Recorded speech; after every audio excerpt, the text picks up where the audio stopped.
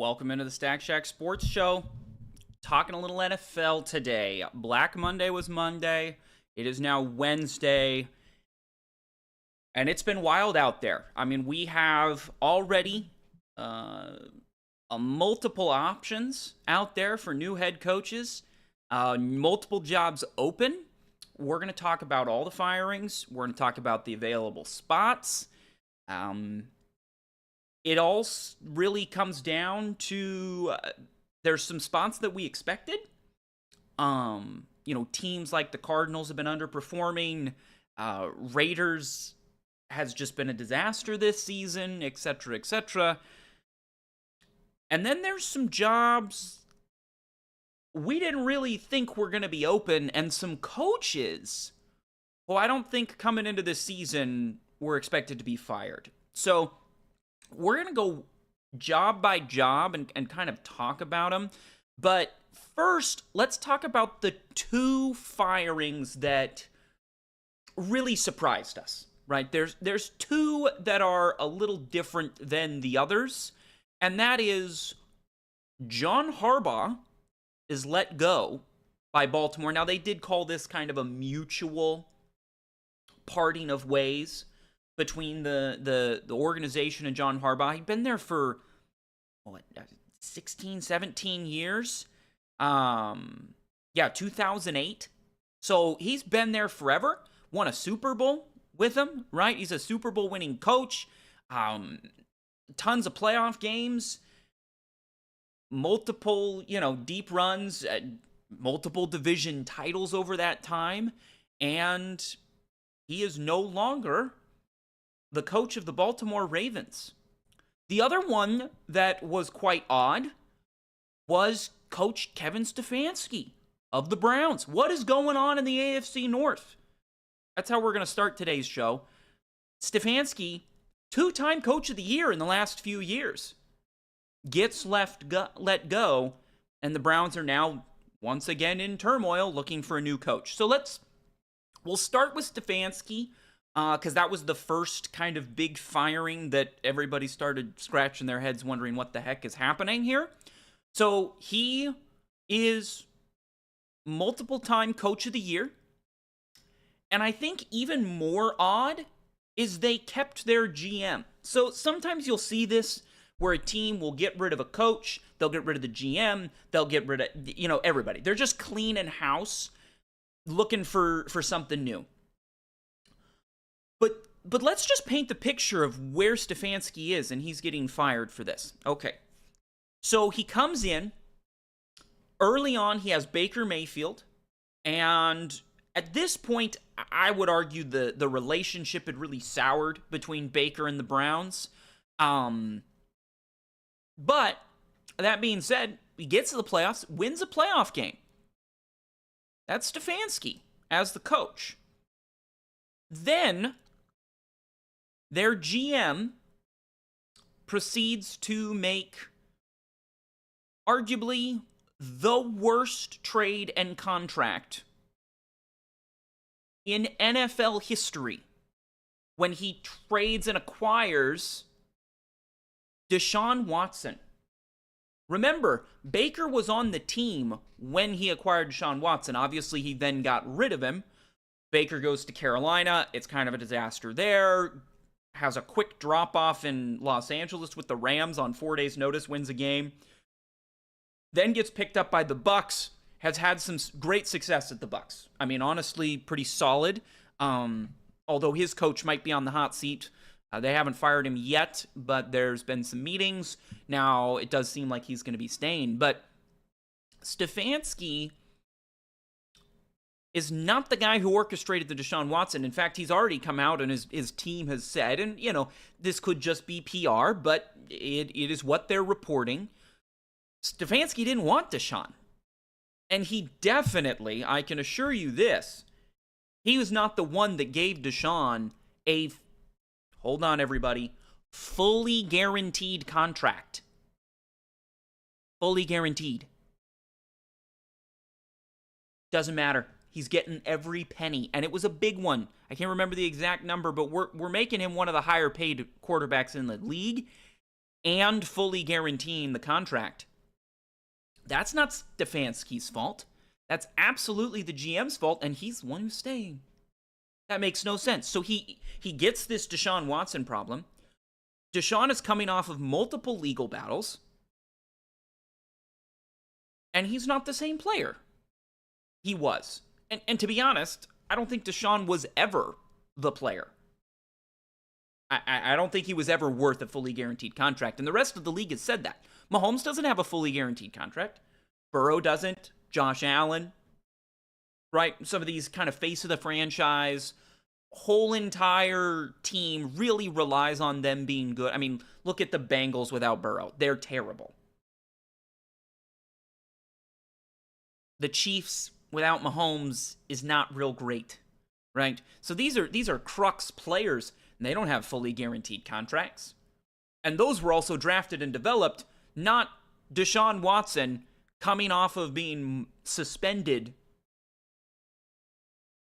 not playing for a while. You don't know who he is, and he gets the guaranteed contract, so that's not Stefanski's fault.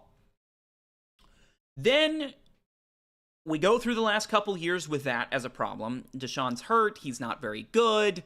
They, run Joe Flacco for a little while last year. It's just rough. And then they come in, and we get the joys of the Browns draft. And not only do they take Dillon Gabriel later in the rounds, but then they also grab Shedeur. Now, at this point, you got to remember, Shedeur has now fallen in the draft significantly. And there's a lot of reporting on it. And he's kind of, at that point, almost in a, untouchable, you don't want to draft him because it's going to be a circus. Because it's gotten so far, right? When you fall and fall and fall, everybody now wants to know why you fell. And then when somebody eventually takes you, the reporters are going to be all over it. And not only are they going to be all over it if you're the Browns, who historically unstable franchise. Again, remember, the GM who did all of this is staying. Stefanski is not. So not only are we coming into a franchise that historically is all over the place, has had issues, but then we take a really high, clickbait player in Shedeur because he had fallen so far and because his last name is Sanders. But it's not just that. It's that they had already drafted a rookie quarterback that year. What? If you believe in Dillon Gabriel, and they took him fairly late, right? So they didn't obviously believe in him a ton. But even then, if you look at Gabriel as, okay, maybe he's a project, we're going to go with, hey, let's leave Deshaun here, or use a journeyman quarterback, maybe get another year out of Flacco, get another year, pick somebody up in free agency, Daniel Jones, somebody like that, bring him in, let him rock it for a year, we're going to develop Gabriel, and just see what pans out. But no, instead they take two projects at once, and then are like, hey, Stefanski, deal with this media storm, deal with this issue of which rookie quarterback are you going to invest in? Because, to be honest, learning and developing a quarterback from the college game to the NFL game, especially when you take them later in the rounds. Late round quarterbacks, you're taking them because of upside, and you're taking them as development projects. These are not people you think are going to day one start, most likely. At least not compared to, a Cam Ward or, as we go back in the years, a Caleb Williams, Andrew Luck. We're not talking about Joe Burrow going to the Bengals where they're expecting him to start right away. They're expecting, if they're drafting a quarterback late, especially in the Browns situation where they have this guaranteed contract and all this money and is all tied up and whatnot, you have quarterbacks on the roster. You're hoping Dillon Gabriel develops. Maybe he's got some big upside. And the same with Shedeur. I'm not saying that Shedur's a bad player. In fact, this season, he turned out, I would argue, better than Dylan Gabriel did. But that media storm that they threw on Stefanski, absolutely ridiculous. And now, after this season, he is now gone. Browns, I don't know what to do with you. I don't understand. You just keep doing really wild, dumb stuff. You even look at before Stefanski comes in, and you look at Baker and how many different head coaches, how many different offensive coordinators he had. As soon as Baker got some stability in Tampa, he's thrived. Stability is huge, especially developing a young quarterback. So, no Stefanski. 2-time coach of the year. Gone. Don't understand it. When this happened, everybody went, well, there's your number one candidate. But not to be outdone in their own division, the Ravens fired John Harbaugh. What is going on in the AFC North? I mean, we're not done yet either. There's rumors that Tomlin at Pittsburgh could be in trouble if they look really bad in the playoffs. Now, the fact that they got to the playoffs, beating John Harbaugh in Baltimore, there were rumors going into that game that losing coach was getting booted. And I guess it turned out, not that, the kid missed a kick. It's not Harbaugh's fault. It's not Lamar's fault. But the rumors are long conversations between John Harbaugh and ownership and GM, etc., etc. I'm guessing he wanted to start thinking about new options for quarterback.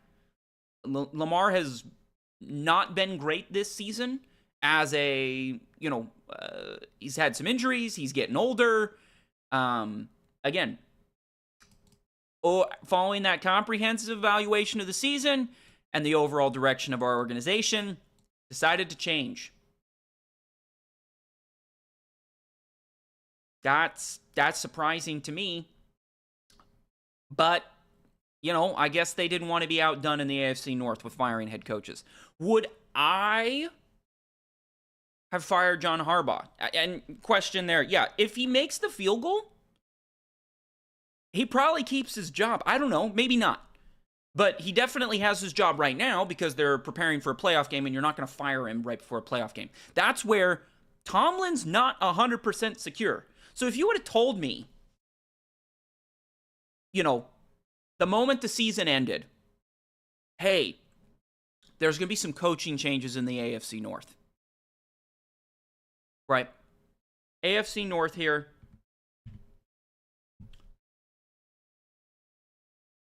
Here's your 4 teams. Steelers, Ravens, Bengals, Browns. If you would have told me at the end of the year, we're going to have multiple coaching changes in the AFC North. In fact, we might lose 3 of them. Maybe only 1 coach is safe. And then you would proceed to tell me that the 1 coach who's safe is Zach Taylor?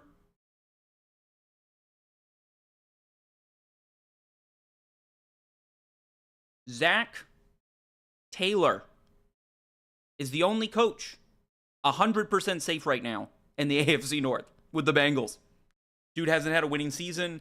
He's only made it to the playoffs twice in 7 years.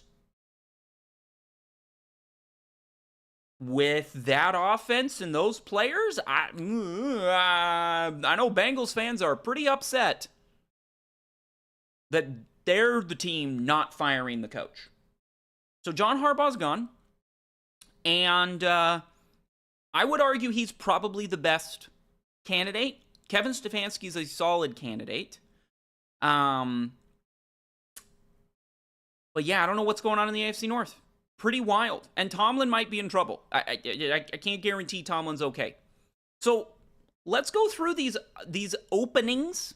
We're going to go one by one. NFL.com column, they've ranked the openings. I disagree with their rankings, and I'll go through this. But So Ravens are open. Giants are open.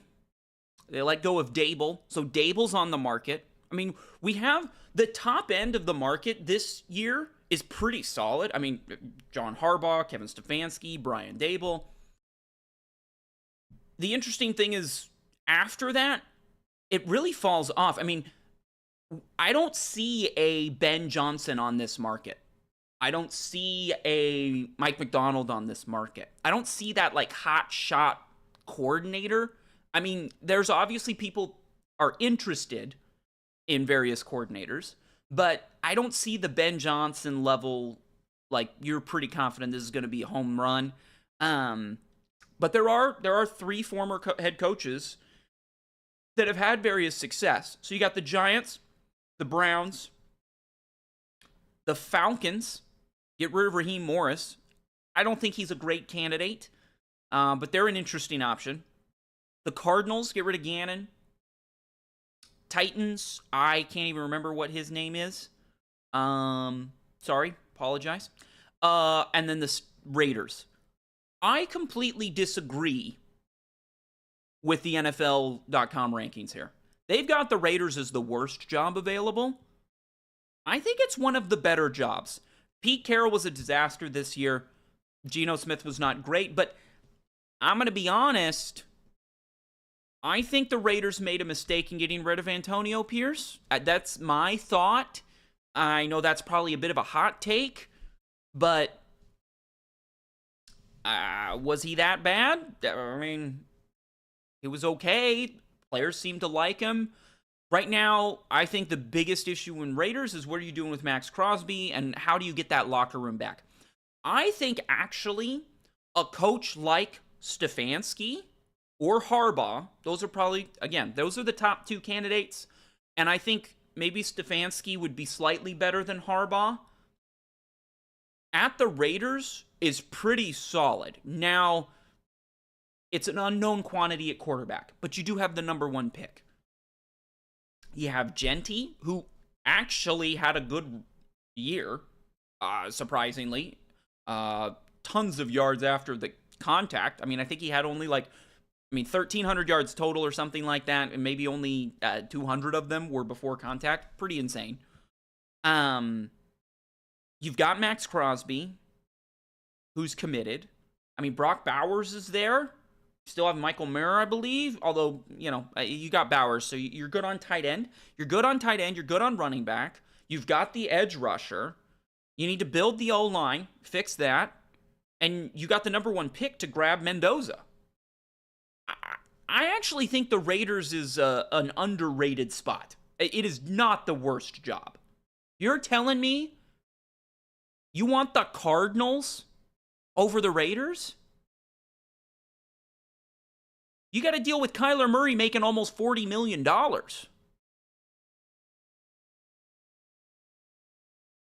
I don't want to deal with Kyler Murray.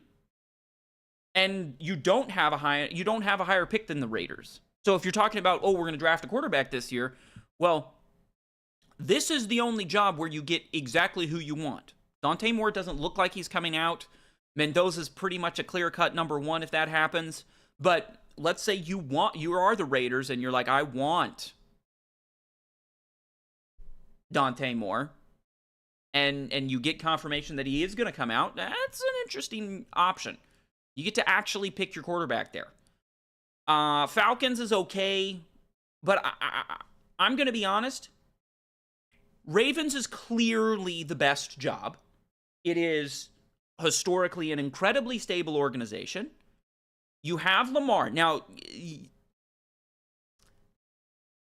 Lamar has not been great in the playoffs, and he is coming off of some injuries. Running mobile quarterbacks historically have kind of fallen off a cliff. Go look at a player like Cam Newton who made a Super Bowl. Fell off pretty hard and fast. So, is this the beginning of the end for Lamar? Has he taken too many hits at this point?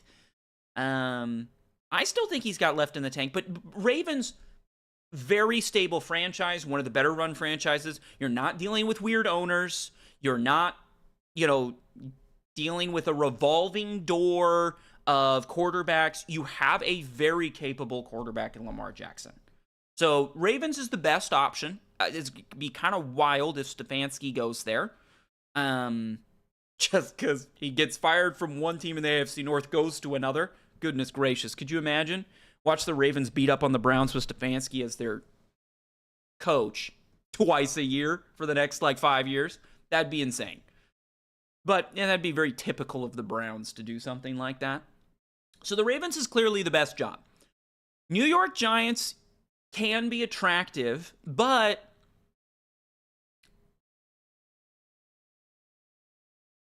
ownership I'm not as confident in. It really comes down to, are you sold on Jackson Dart, and can Jackson Dart stay out of the injury tent? That man is hurt all the time. He's in that blue tent constantly.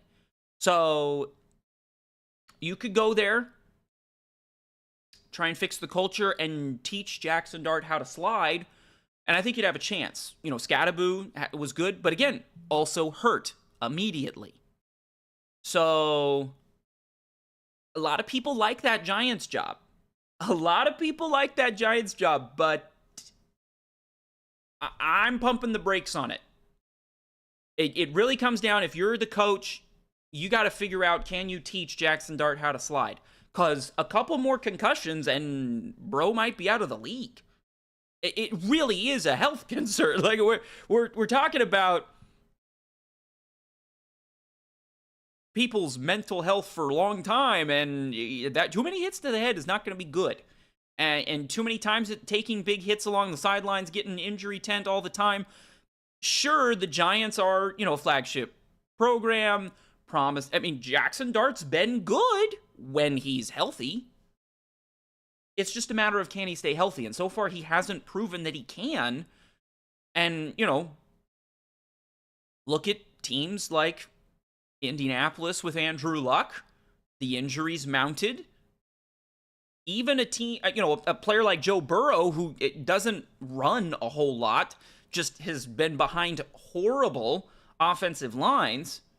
His injuries are stacking up, and there's a real concern in Cincinnati that he might not be around that much longer. Chat's bringing up Tua. Exactly. Tua's one hit away from the doctors being like, you literally can't play football. We're not going to let you. Really. It's concerning.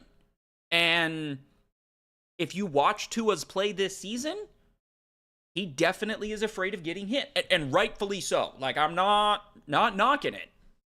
He should be scared to get hit. It'd be bad. It could be really bad. So, I don't like the Giants' job as much as a lot of people do, obviously, as much as NFL.com. I showed they got him as the number 2 job here. That's not. No.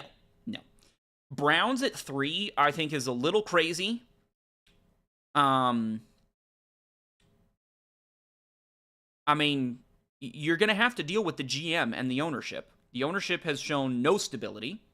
So many coaches, so many quarterbacks. And the GM, again, traded for Kenny Pickett, then drafted Dylan Gabriel and Shedeur Sanders.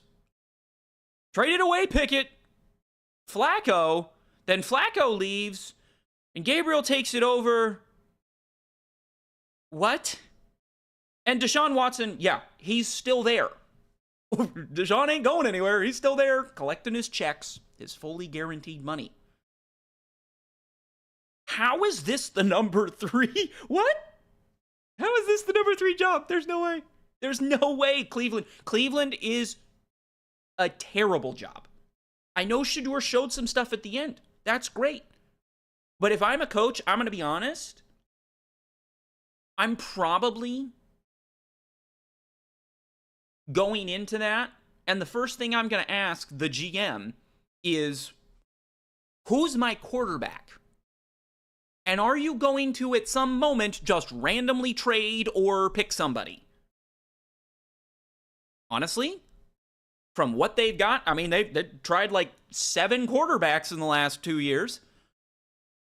I say you just full commit to Shedeur Sanders. He was the most productive showed the most potential of the Pickett's and the Gabriels and the Flaccos, and you don't apparently want to start Deshaun Watson. I don't blame you. But you're not getting rid of that contract. It's fully guaranteed, and no other team wants to pay the kind of money you're paying him. Now, that contract is almost at the end, so, you'll get out of it eventually. But I say you fully commit to Shedeur Sanders, and that would be the only way I think they get a really solid coach. I don't think John Harbaugh's going there. And they fired Stefanski. So there's your two best picks. Is Dable the right fit? I don't know. He did help Josh Allen. He's been pretty decent for, young quarterbacks.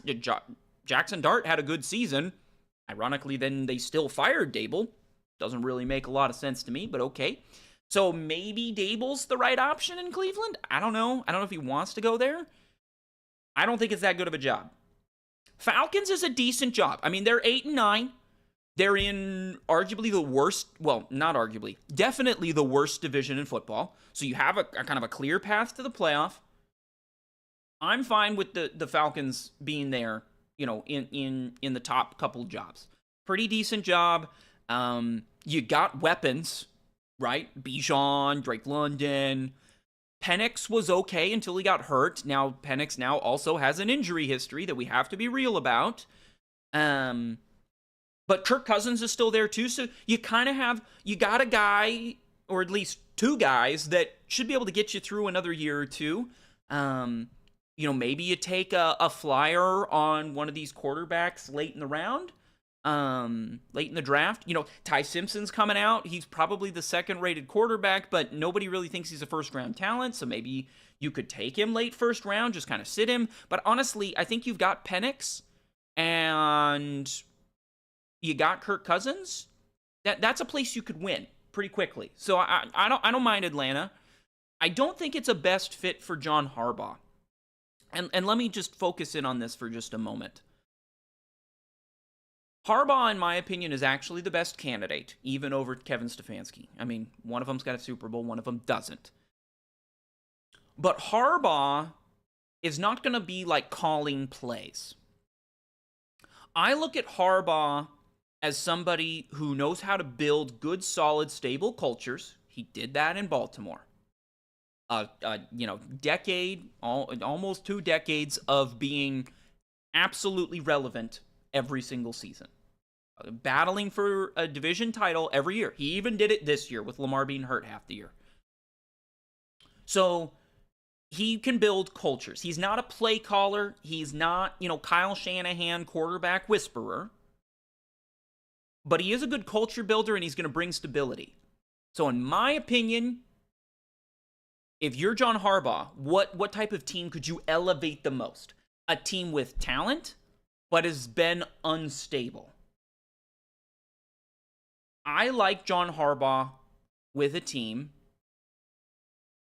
like the Titans, potentially. They got a young quarterback, Cam Ward. He was okay.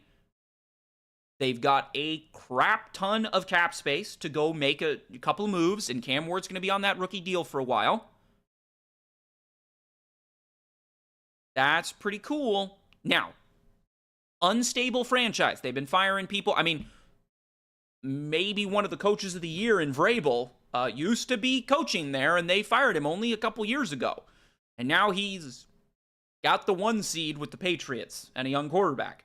So definitely hasn't been a stable organization, but that could fit perfectly with John Harbaugh to bring in that stability. That's my thought. I like them, and I actually like the Raiders. Now, you might say, okay, we're dealing with a young quarterback. The Raiders are absolutely taking a quarterback. It's almost guaranteed to be Mendoza. We'd like somebody who's really good with young quarterbacks. Is John Harbaugh the best with young quarterbacks? I'm not sure, but do remember, he's the head coach with Lamar Jackson, who came in as a project. He was a project. Mendoza's not a project. He won a Super Bowl with Joe Flacco. I'm not saying he himself is maybe the best quarterback coach ever, but he has shown the ability to build a staff and develop quarterbacks. I mean, Lamar today, compared to Lamar when he came out, is a much more refined and I would say efficient and better quarterback. Again, some of the injuries are starting to mount. Maybe there's some issues there, but Harbaugh's the one who was able to go all in on a young quarterback who was seen as a project. People were calling for him to switch to wide receiver, and he built a team and an organization and a coaching staff around him. So if I'm Harbaugh, I would lean more towards Vegas and the Titans. Titans are building the new stadium. There's some excitement around it. They got Cam Ward, who quietly actually had a decent rookie year. I mean, he's got nobody around him. Vegas, you got weapons, and you get to pick the first quarterback. Titans, you probably have your quarterback, at least for the next couple of years. Can you bring some stability? So I actually think those are better jobs. The Cardinals' job, I don't know why. The Cardinals' job to me is the worst. And I would move Cleveland way down. How is Cleveland 3? Goodness gracious, NFL.com. Goodness gracious. So I'd rank it Baltimore, number 1, obviously. I think I'd probably come down here and say Raiders number 2, depending on the coach. I think for a coach like Stefanski, again, if we're looking at the top 2 candidates and how they would rank these options, I think Stefanski looks at the Raiders and is kind of interested. He gets to pick the quarterback. He's been good with quarterbacks, theoretically. You know, he's considered an offensive guy, 2-time coach of the year. Should be pretty good. Now, Raiders aren't super stable, and neither are the Tennessee Titans. But if these teams go out and get a really solid coach, I think it could bring some good stability, and maybe they have a chance. But I would put the Titans and the Raiders up there. Falcons, I think, is probably fine at 4. Maybe Giants at 5, Browns 6, and Arizona at 7. That's probably how I'd leave it. So very different than them, but yeah, pretty wild out there. Pretty wild out there in the coaching staff. Let me just talk briefly AFC North. Bengals fans, how we doing? Not great is the answer to that question. Yeah. Not great. If you're a Bengals fan, you're pretty upset, probably. At least that's what it looks like on the old X Twitter. They're keeping their coach. Like I said at the beginning of the show, they may be the only team in the AFC North that is keeping their coach. They're also keeping their director of player personnel. Now, you can give him some credit for maybe, Joe Burrow, Jamar Chase. He grabbed them. The Bengals, they call him the director of player personnel. He's really basically the GM. I mean, there's a few assistant GMs as well that help him. Obviously, a full, scouting staff and whatnot. But he's done okay. And a lot of the times, Bengals fans have had a lot of frustration over the years with their ownership, and that's more where it's directed. The Brown family is considered very cheap. I mean, just go look. It was up until very recently that they finally got an indoor practice facility. I mean, colleges and high schools in the area had them before the professional team had one. That's kind of crazy. So they're cheap, and the frustration for Bengals fans, has been a lack or a perceived lack of motivation to try anything, to change, to be aggressive in free agency, to be aggressive in the draft. I can't remember the last time they actually participated in a big trade or a draft day move. When was the last time they moved up? It really just doesn't happen. And I think a lot of the frustration typically gets directed at the ownership because they're so cheap. But then you realize the GM, Director of Player Personnel, Tobin, at the Bengals, has been there. Wait for it. Since 1999.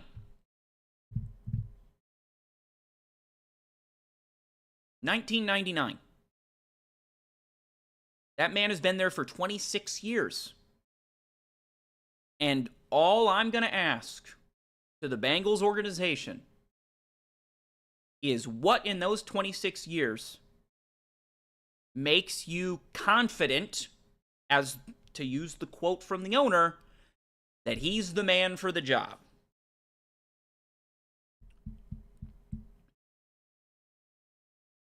You got to the Super Bowl once with Joe Burrow healthy on a rookie deal. So you didn't really have to worry about the cap. You didn't have to get creative with contracts. You didn't have to get creative in free agency. You could just buy some players. And Joe Burrow's on a rookie deal. Doesn't take like super smart GMing. You can afford to overpay some guys and just not be real consistent and kind of draft pat and not make big moves when you have a quarterback on a rookie deal, because you just have so much money available compared to, a team like the Bengals now with a highly costly quarterback in Joe Burrow. You also made it to the AFC Championship, also on that rookie deal. Since then, lots of losing seasons. And before then, we had 17 years of Marvin Lewis never winning a playoff game. There was a point there where the two highest tenured coaches by a large margin were Marvin Lewis and Bill Belichick. And Bill Belichick at that point had 4 rings, 5 rings, 4 or 5 Super Bowls. Constantly in the running for it. And he'd also gotten to the Super Bowl 2 times and lost. So Belichick had been to, 6 or 7 Super Bowls in that time. And Marvin Lewis had yet to win a playoff game. That's who we're dealing with. We're dealing with the Director of Player Personnel, the GM that has overseen all these years. That's atrocious. How is he still there? And this is why, a lot of people were saying, oh, Zach Taylor's gone this year. I remember I was arguing with people on X about this. Oh, Zach Taylor's gone, blah, blah, blah, blah, blah. No, I never for a moment believed that they would actually do it. And this is where some ownership needs to take some responsibility, because they need to make a change. Bengals are missing the playoffs. They're having losing seasons. They look terrible. Unless they have legitimately probably the best quarterback in football fully healthy. And even then, they're losing games because their defense sucks and they, really have not done great in player personnel. We're talking about they do have Jamar Chase and T. Higgins, and they kept Trey Hendrickson. Those are good things. But if you follow all those contract negotiations, they were kind of ugly. Players weren't super happy. And that falls on the Director of Player Personnel. Go look at who we think are good GMs. Well, you've got the Seattle Seahawks, and they've made huge moves for draft picks. They got rid of Russell Wilson, got a bunch of draft picks, and they have been lights out in the draft. The Bengals, quite poor in the draft, outside of, I would say, Jamar Chase and Joe Burrow. And outside of that, a lot of misses. A lot of misses in the draft. Seahawks have been almost undefeated in it. They're just, you go look at their first and second round picks. You can pull it up. They're all basically starters in the last few years. The other GM that a lot of people talk about that built a great roster, Philadelphia. Philadelphia makes moves constantly. Constantly making trades, moving off guys, bringing in players. They've gone through a few coaches that literally won Super Bowls, right? How is Zach Taylor still got a job in Cincinnati? I don't understand it. I mean, Jamar Chase in interviews said he doesn't believe in the coaching staff, essentially. Burrow has not looked real committed. Not from like a committed to winning. He's definitely committed to winning, but he has not looked super happy with the coaching staff.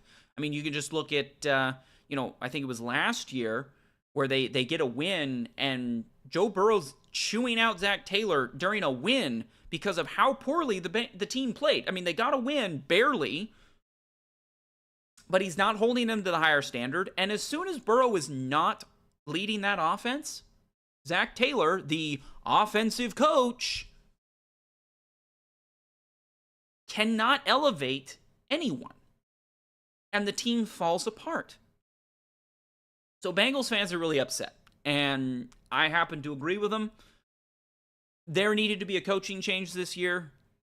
I mean, if you're a Bengals fan, goodness gracious. John Harbaugh's available. Stefanski's available. I mean, even Dable could be interesting. Just something new. Something new is necessary. And, to be fair, if all of a sudden the Bengals job was available, it would be one of the more interesting jobs for a head coach. I mean, as a head coach, you're going to get some time. Marvin Lewis got 17 years. Zach Taylor's on year 7. So you're not, dealing with a team like the Titans that just keeps firing coaches every year. Or the Raiders, to be that. To be fair there. They've moved off a lot of coaches. So you're dealing with a pretty stable organization from that perspective. Now, they're a cheap organization. They do not have the success and winnings of the Baltimore Ravens. And the Ravens would probably still be a slightly better job. But you're telling me somebody could go get to coach Joe Burrow? You're telling me Stefanski wouldn't want to go coach Burrow? They could have had a good option. They would have probably been one of the top 2. I think they'd probably be 2. They'd probably be the second best job. Even with the cheapness of the ownership. But if you could go in as a coach and say, hey, we need to be, more aggressive. If it was a new coach, new GM, which is what they should have done, I think that would have been a good option. Zach Taylor's bringing everybody back. No coaching changes at all for the Bengals. Now, Al Golden's in his first year, so maybe you'd assume you'd give him another year. But no changes. Heck, offensive coordinator might be leaving to get a different job. I don't understand it. I don't understand it. If you're a Bengals fan, I feel for you out there. So that's where we're going to end the NFL coverage. Give me a moment because we got some college football to talk about. We're going to talk a little transfer portal. And, just give me a second to pull these graphics and windows open here. Transfer portal opened, and it's been a bit wild. And we're going to start with kind of the most breaking news, which is the Washington Huskies. And there's an interesting court case that's going to be coming. So let's talk about it. Damon Williams Jr., and I'm just going to go general here, at a high level, what happened here?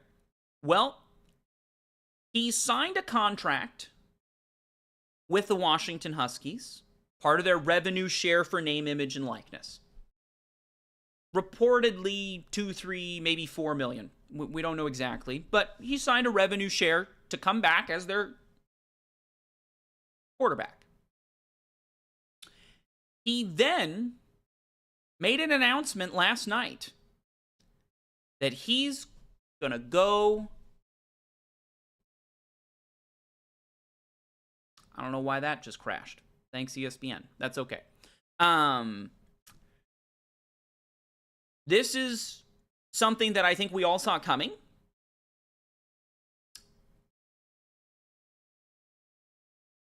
The transfer portal right now in college football has been the Wild West. There's no laws, there's no rules. It feels like there might be tampering. The name, image, and likeness stuff was never supposed to be pay for play, but it really sure feels like it sometimes. So, the original, I think, intention, spirit of the rule, and the legal argument was, hey, we need to be able to make money off of our name, image, and likeness. If we sign autographs, if we appear in advertisements, we want to get paid as players. We want to be in commercials. And you can do, that on the national level. Players are doing it on the national level, and then also on the local level. You're going to the sign autographs at the car dealership, the local food place, whatever. That was kind of the spirit and intention. But, and I don't think this is necessarily the end of the world, boosters went, oh, well, I can give them odd jobs. Also, the whole program, we can start doing some revenue sharing, which makes sense. And that is what Damon Williams signed. He signed a deal, reportedly close to $4 million or maybe mid $4 million for revenue share. Well, then Sorsby gets this huge offers from players. Another quarterback who was, potentially in the portal. And I think he's decided on LSU, although there's flip-flopping all over the place, right? So Damon Williams, all of a sudden, after signing the contract, says, I want to enter the transfer portal. And Washington says, what's this contract I'm holding here? You said you were coming back. We signed a deal. No. I don't think we're going to put your name in the transfer portal. Because, again, the team has to, release him in a way. And then the Big Ten was like, yeah, Washington, you're right. Guess what, Damon Williams? We were thinking about these kinds of things. And apparently Washington used a very standard contract that the lawyers with the Big Ten had come up with to be fair and, comply with the law. So, what's going to happen here? My take is, most likely, Washington can't, force Damon Williams to play for him. I mean, even in the NFL, you can technically sit out. And obviously, he's not going to get paid if he doesn't play for Washington. But what they can do is show that him leaving damages their program, and that there's, certain monetary value around him being on the Washington Huskies as their quarterback. They're much better team with him on it, most likely. So even now, even if he all of a sudden was like, oh, I'm so sorry, I didn't realize it, I guess I got to stay with the Huskies. Even in that situation, they probably could still get him for some damages, just because he's, maybe not going to be as enthusiastic for playing for a team he didn't want to play for. So most likely they're not going to force him to play or to stay. But they're probably going to say, you owe us money. And this is going to be a landmark case in this whole transfer portal NIL era. And I'm telling you, I saw this coming from a while ago. The other case that I'm ready for that is starting to get brought up, I mean, LSU, it leaked today, one of their kind of contract setups and how you read it. And it's talking about, future sponsorship opportunities that could total, but it's kind of wishy-washy. They don't actually have to pay anybody anything. So they could promise, I think we'll have somewhere in this range, and if you do well, these numbers that we see thrown around, there may come a time when a player doesn't get paid that much. I mean, we already kind of saw it. UNLV coach was like, hey, you're going to make this much money. Quarterback's like, awesome, doesn't make that much money. School's like, we never promised it. That's an ongoing kind of case and situation. And this is just another layer. And once again, the NCAA is dropping the ball. Full stop. Can't argue with it. The NCAA should have seen this coming. Should have had rules in place. But you know what? I guess the courts are going to do it.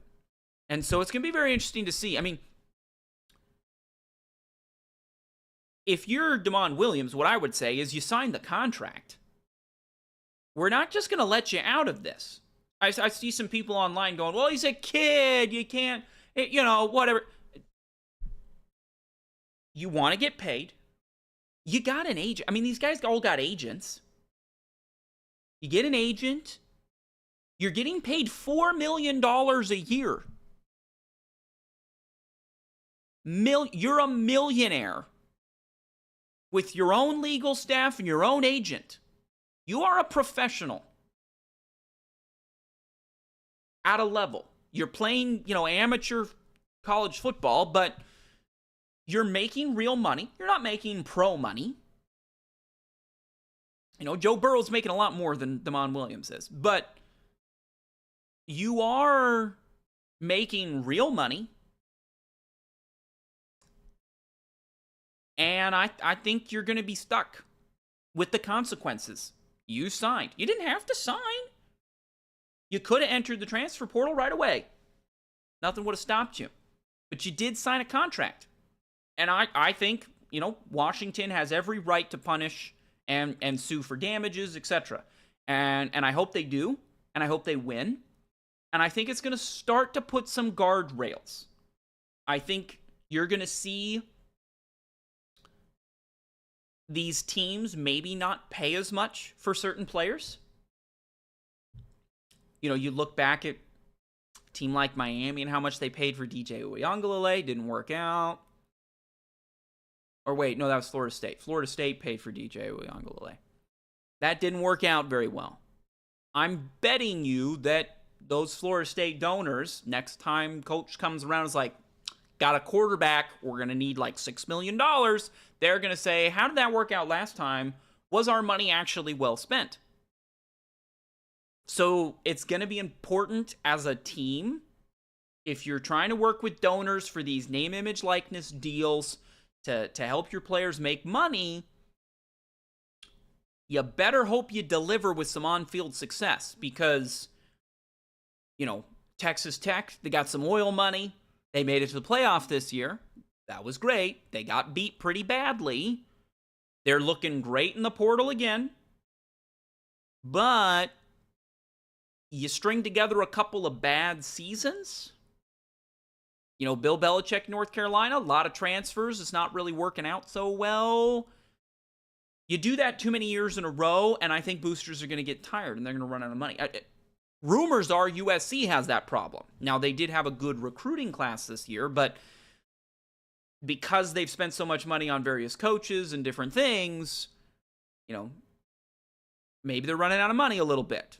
There's going to be some fatigue with this. Obviously, the first few years are going to be the craziest because, you got a bunch of really rich donors that all of a sudden feel like they can just buy the best team. They're going to try and buy the best team, and if it doesn't work, there's going to be problems. I mean, look at Indiana. Indiana's dominating the portal right now. But this season, I don't think they have a 5-star recruit on their roster. Like, these are not super expensive portal guys. These are a lot of JMU guys that came over with Kirk Cignetti. And I mean, Mendoza's, I'm sure, making good money.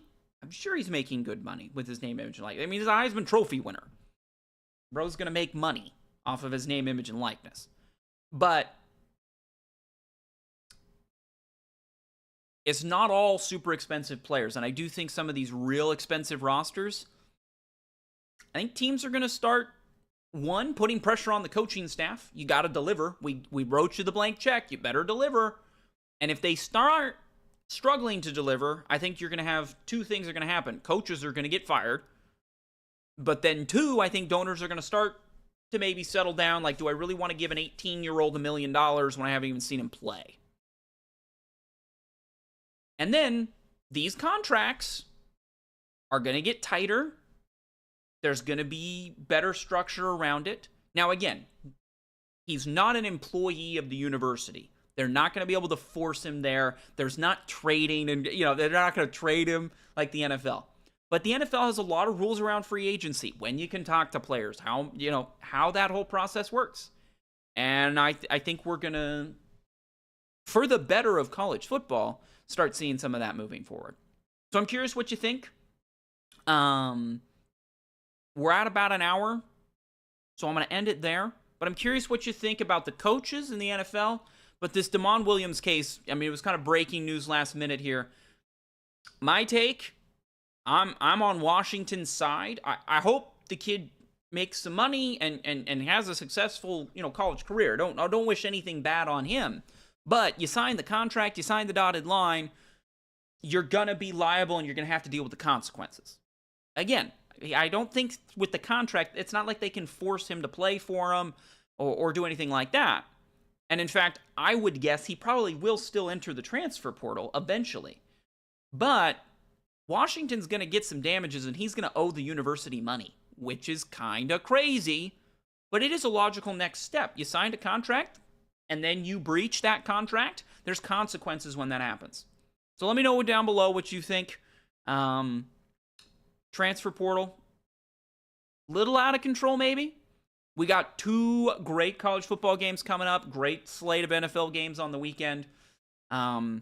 We will try and go live to preview that college football game before it goes, on air tomorrow night. But we'll see. If you're curious about my thoughts on the playoffs so far and those teams, go check out yesterday, or I guess it was Monday's video. It was a great live stream. Enjoyed everybody hanging out. Thank you for hanging out.